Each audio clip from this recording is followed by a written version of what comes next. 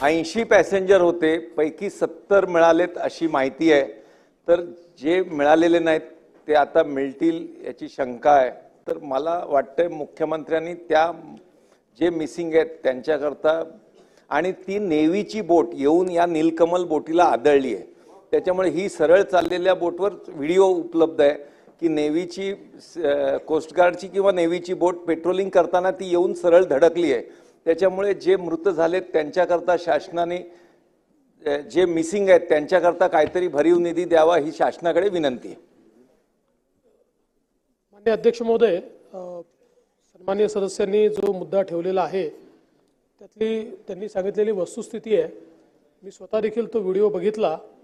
त्याच्यामध्ये ती नेव्ही किंवा कोस्ट गार्ड ज्यांची कोणाची ती बोट आहे ती अतिशय वेगानं त्या ठिकाणी ते एक्सरसाइज करतात, तसा एट काढतात तसा तो एट काढत होती आणि बहुधा त्याचा कंट्रोल गेलेला आहे आणि त्यांनी थेट येऊन ही जी काही पॅसेंजर बोट होती जी एलिफंटाकडे जाते त्याला मारलेला आहे।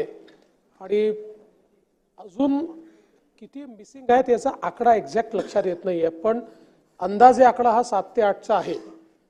लवकरच त्या संदर्भात, कारण हे सगळे टुरिस्ट असतात त्यामुळे ते बाहेरचे असतात, त्यामुळे त्यांच्या संदर्भात ॲसर्टन करणं हे थोडं त्याला वेळ लागतो।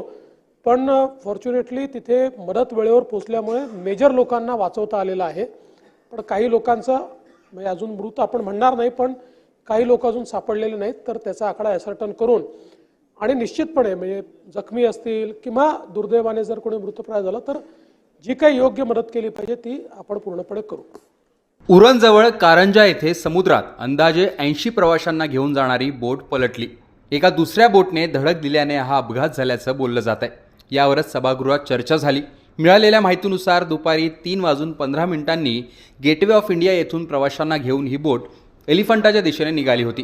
त्यावेळी एका दुसऱ्या नौदलाच्या बोटीने धडक दिल्याने ही बोट पलटल्याचं बोललं जात आहे। अंदाजे 80 प्रवासी होते असंही सांगितलं जात आहे। त्यापैकी अनेकांना वाचवण्यात यश आलं असून इतरांचा शोध सुरू आहे।